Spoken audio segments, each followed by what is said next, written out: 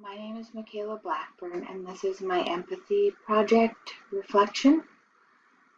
My project is intended for third grade, but I also feel that it could be for fourth or fifth grade too, depending on certain modifications.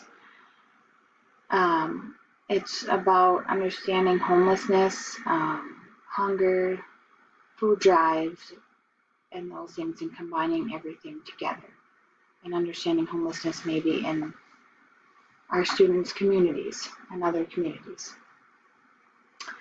So how does my project support students' literacy learning? So as you can see in my plan, I have several different fiction books talking about homelessness and homelessness with kids, which will help the students relate.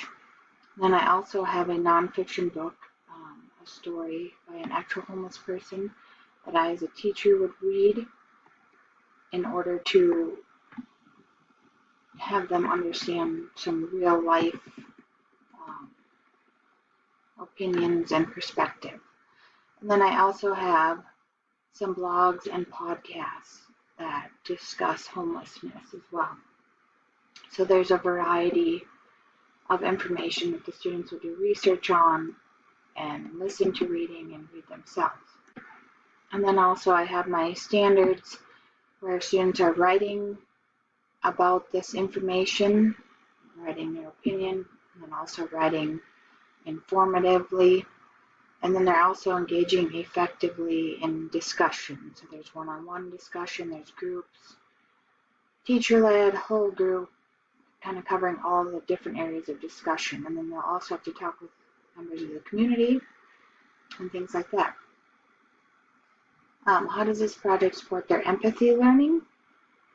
So it's allowing the students to understand what it's like to be homeless, the need for hunger, why we have food banks. So you can see from my essential questions, what ways are homeless children and families just like you? So they are going to realize that these people who are homeless and have found themselves in this unfortunate situation are just like them. And I think that will bring empathy, and also seeing these people at the food banks and just understanding the whole process. And that's also the civic engagement part, is doing the food drive and creating all of that and getting involved in that community with a real life project that this is going on in our community. What do I anticipate the greatest challenge will be? And that will be organizing the food drive effectively and then carrying out that food drive. With the students organizing everything and just all of the work that goes into this. I think the other pieces of the project will be pretty, I don't want to say easy, but I don't think there will be a lot of challenges. It is a hard topic to discuss, and getting across to them so they actually understand it could be a potential challenge.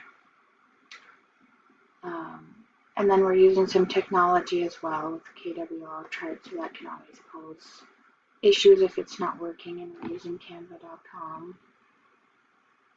So, and then, discussions, just keeping them purposeful, appropriate, respectful. When you're talking about things that maybe are hard, or maybe touch a certain student in a certain way, maybe they are homeless, or maybe they know somebody who's homeless. Those things would be hard and challenging. And what have I learned about myself as a teacher in relation to the connected teaching commitments? I haven't been in a classroom yet besides student teaching, so I don't have a whole lot to go off of. However, I do find that this project really makes a teacher think about the civic engagement piece that maybe we put to the side, or might be easy to put to the side because it's really not in standards. But taking the standards and putting it into something like this was fun and really interesting and just being able to see how you can kind of mold a project to work for the standards, yet have that empathy and that civic engagement. Connecting to the public life, I think that's hard, especially during COVID. The care part, sharing my interest in learning with the students, so, getting across my passion for helping homeless people and helping with hunger and helping the community. I thought, that's something that maybe we input into our lessons, but maybe don't really actually think about. So that I found was interesting. And then this really makes you work collaboratively, especially with the public or resources outside of the school, obviously within the school as well. But it really forces that collaboration with the community, which I think is kind of going away, especially in public schools.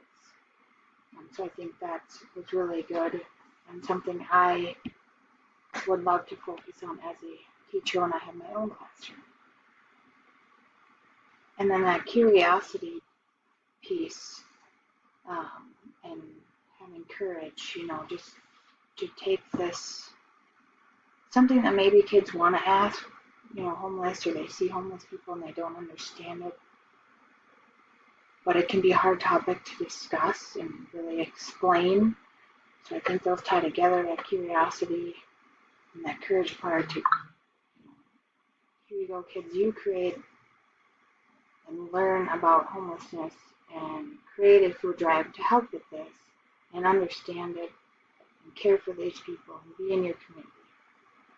So I really thought that the connected teaching commitments were helpful and made me actually think about these things while planning. Well, maybe some of those might have gotten in there, but maybe some could be missed or not thought into detail enough.